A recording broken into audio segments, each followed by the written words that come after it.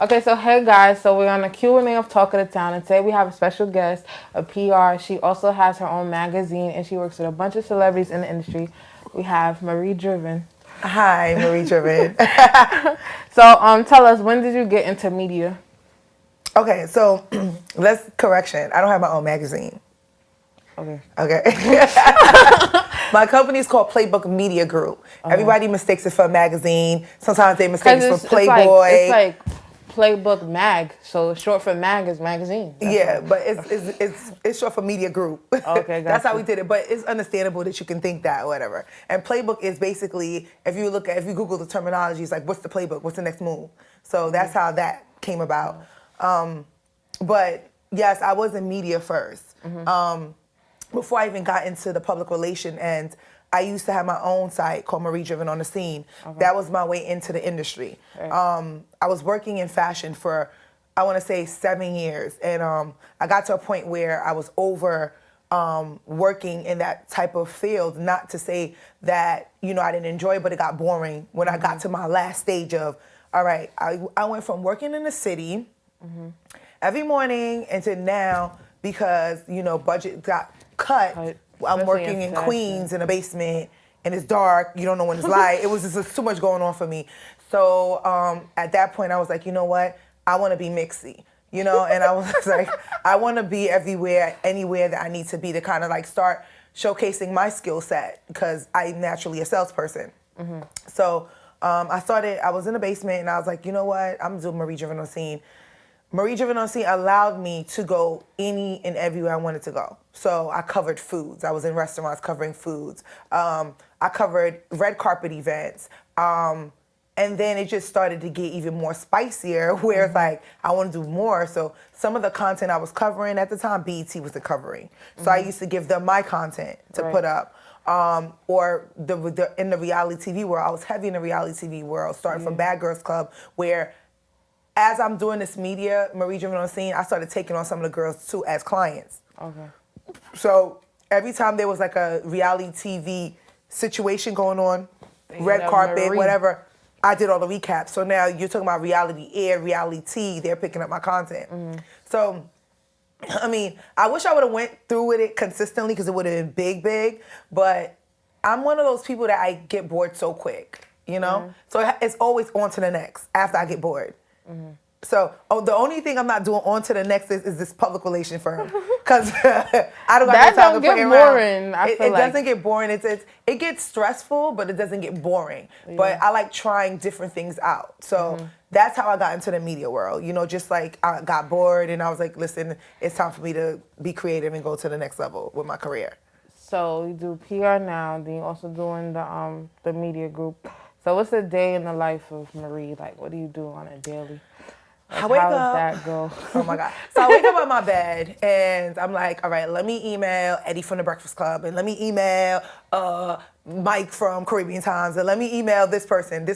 So I start like 6 o'clock in the morning, just start emailing different people just to kind of start getting like this conversation started. Booked, Then I might have a press run that day, so I might not even go into the office. I might just go straight into work mode. Yeah. So I would even, like, say, for instance, on Tuesday, I went straight from the bed to Hot 97, and I had 3 clients booked for 3 different situations. So we had Peter Guns for Hot 97, then we had Jennaske for Major Stage, then I had Jennaske for Be Love, then I had Kranium for Major Stage, and Kranium for Public Library. So it's like kind of like, it's a lot going on, and it's like, oh my God, so I have this guy, John, that I just hired. So I'm like, John, you gotta go to Major Stage, because I won't be able to make it. I'm still with Peter here. So it gets crazy. So you have an assistant? I don't have he's not my assistant, because he has a master's degree, and he's I would not even degrade him like that. He is my top publicist. Okay. Yeah, so basically. So you have publicists under you. Yeah, because at this point, I'm not a publicist. I'm a business owner, Obviously, because I own a PR firm, I have to be a publicist because it starts with me first. I can't just throw anybody into the sea. I wish I can, because if I could, then I can do other things that I really want to do. But you just can't just throw somebody and say, go do it. Because Everything is, and as we get older and as we start being more knowledgeable to, the field that we work in, everything is relationship based. It is. I'm sorry. Yeah, you can't read a book and get it done. Relationship with whoever to get Yeah, you you to can't just wherever. read a book, So now it's like everybody has to build a relationship. And a lot of people, what they fail at is they don't know how to build a relationship. They always want to ask for something, but they don't understand that it's not all the time or it's not the right time to ask that person for the something. Yeah, or you have to do a favor to get a favor. Exactly. A lot of people don't understand that because there's a lot of selfish people out here. Yeah. Antisocial people, a lot of stuff. So when did the media group start? Like when did you realize I need a team now? So I was before PlayBook MG started, my company name was Team Execution. Okay. So Team Execution was basically about executing everyone or anything to get out the way to make sure that we get what we need. Right. And then when I was in fashion, I had a partner in fashion. He came. I had a conversation with him because I felt like, okay, this is being overwhelming. I had a team, but I didn't have a team because everybody had a 9 to 5, but I didn't have a 9 to 5. So Right. this was So something this I is woke all up and day. did every day. Yeah. So even if I was doing something shady to somebody that had a 9 to 5 that was in my team, I was not. Everything was shit. Like I'm doing this, I'm running around, I have to get up, and these people already at their jobs. Right. And it's like, okay, I can't ask you to do something for me because you're at work. Yeah. So it came to a point where, Gene Jones stepped in, which is my business partner now, and he was like, "What's going on? What's going on with your company? What are you trying to do?" And I was like, "Listen, like I'm really trying to make this a business because when I first started, obviously nobody knows me in this field. Right. I had to pay my dues. I had to do work for free. I had to make sure that I left marks and stamps and dents so people know when I come through. All right, you know what? That's she got it. You get what I'm saying? So after a while, I didn't want to do this for free no more. You know what I'm saying? Especially if I'm getting you some shit. I didn't want to do that. No. So Gene came through, and I didn't know how to do a business plan back then. Like I didn't know. He was always the business one. I was more of the creative, and I can get the but I get it done. Like I'm creative, and I'm gonna get it done. Right. So anyway, Gene was like, "What do you need?" Because the first person I actually went after was DJ Magic that's on Hot 97. Like I helped them with the steps of getting on Hot 97. Okay. And I saw how good I was. I was like, oh, hold on, wait. Then from there, I went with Mr. Lexus, that had those big reggae hits back in the days. Yeah. I went there as his that, and that was great. And then I was like, I used to see Ricky Blaze a lot, and I was like, yo, I like this kid Ricky Blaze. And I was like, well, he got 2 hot songs out. What is going on with the music? So I was chasing out his driver almost every day, until one day they gave me a shot. They gave me a shot. I mean, come on. And the shot they gave me was less than 1 week. Ricky Blaze is on the same carpet as Nicki Minaj, and I lied to get him in that. Like I created a whole scene right in front of. I'm telling you. I created a whole scene just to get him there. He didn't even know that he was walking red carpet. I told him he wasn't. I freaking created a scene, almost passed out, fainted. And what you think they did? Oh my God, sorry, miss. Oh my God, we messed up. And everything just went according to plan. And next day, he was on the newspapers and everything like that, walking the red carpet, because he was part of that move. But he was signed to Atlantic at the time, so I didn't understand why wouldn't they think to put him in that space. Yeah. You I know? mean, labels don't always help artists. They don't. I already peeped that. That's why I don't want to be a label rep. I'd rather the labels come to me. Right. And I work, independently. Yeah, take their money. Yeah, I don't want to be lazy. Because to me, I think that's a lazy, it makes you lazy. Especially when they give you, oh, you only work in Drake's project. That's it. And then you got this other kid that's happy to be signed to you and want to work, and you can't even touch their project, or you don't know what to do with them because, of what's going on. All attention's on somebody else. Exactly. So, so after that particular phase in my life, Gene came through and Mr. Vegas came out of nowhere. He's like, yo, listen, I got a new project and I need, how much you charge. And at the time, I didn't even know about the charge. And I was just, playing it safe. Like, here you go, like $500, $600. Like, so he wanted all this stuff. He wanted a whole press run, everything. And I was like, okay, this was in 2012. I was like, okay, Gene, like we need to. So everything I ever did, I put it together and showed it to him and what could possibly be done. You know what I'm saying? And that was my first proposal. Everything else, like Junior Reid was before Mr. Vegas, and he was paying me my freaking G. But the paperwork meant a lot to people that's in the business world, Yeah. opposed to, you know, I'm just a regular 'Cause you're doing artist. it independently Yeah. and So all that, yeah. now, after that, that's when I realized a team needs to be built. So Jean came in with the whole concept of the team because I'm used to working by myself because I like to see my results. And if you mess up my shit, I'm gonna be tight. Anybody that worked for me knows that. So that's how I knew I needed a team when everything started to be really, you know, documented now, and you know, paperwork is involved, and you know, You can't emails do are everything involved. at And once. Eventually, exactly. it gets to the point where you can So do it's like everything. everything just changed. Yeah.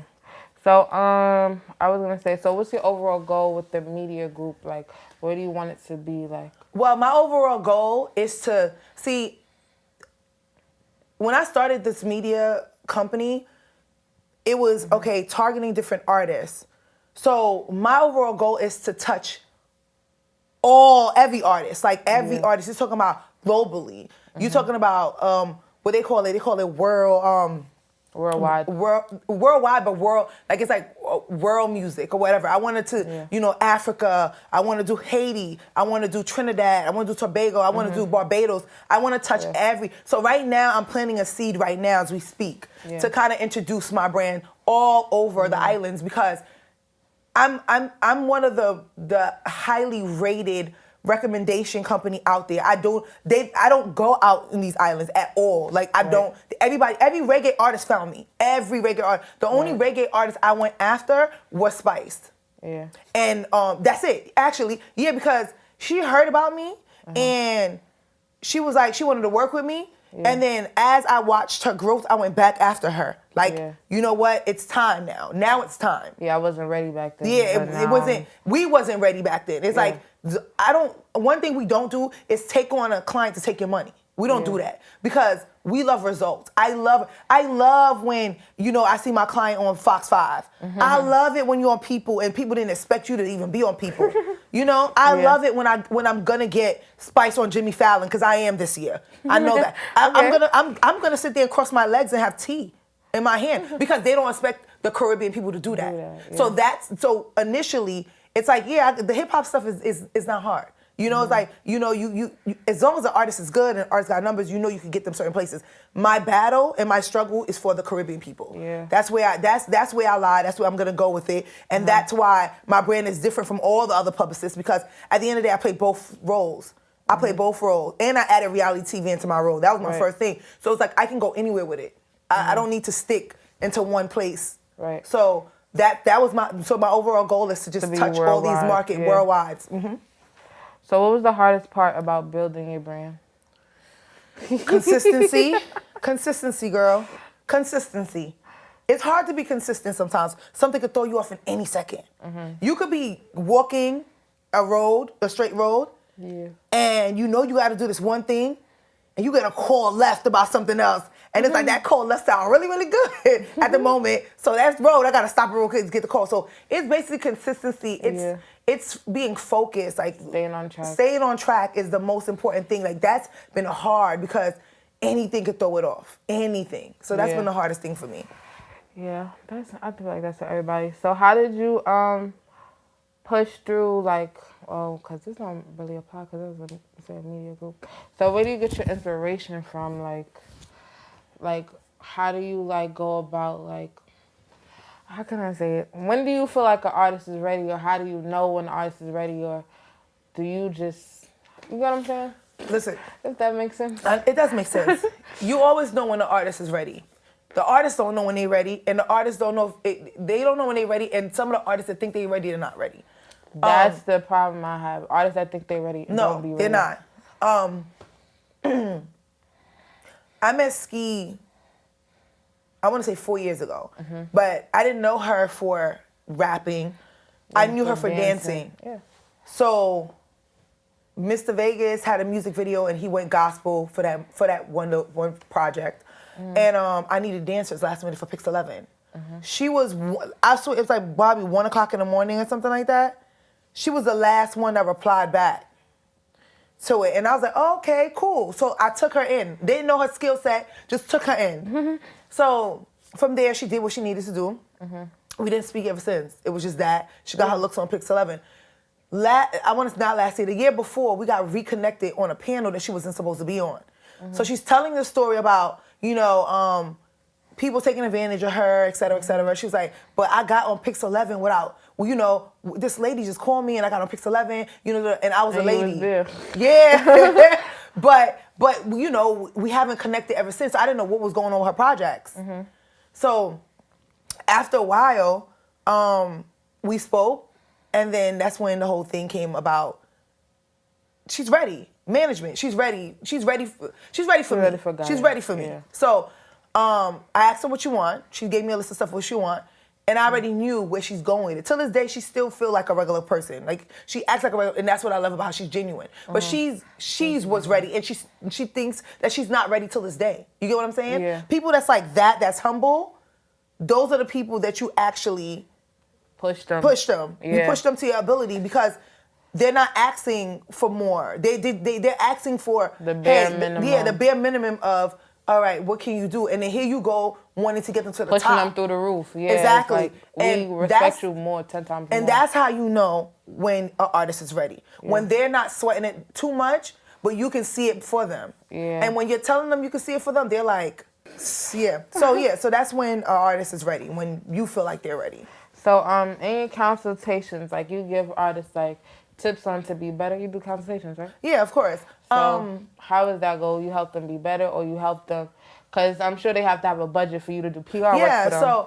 So when it comes to, when artists want to consult, I charge a small consultant fee. So you bring your project to me, you let me know exactly what you're looking for. What do you need to do? What's your next steps? Based off of what you have. So I'll give you tips. Just you have to have something for me to do anything. I haven't met an artist yet that didn't have anything. Yeah. They'll come to me and be like, hey, this is my single, this is what I'm trying to push, et cetera, et cetera. And I tell them exactly what to do first. Because if they can't afford me, it's not their fault, Yeah.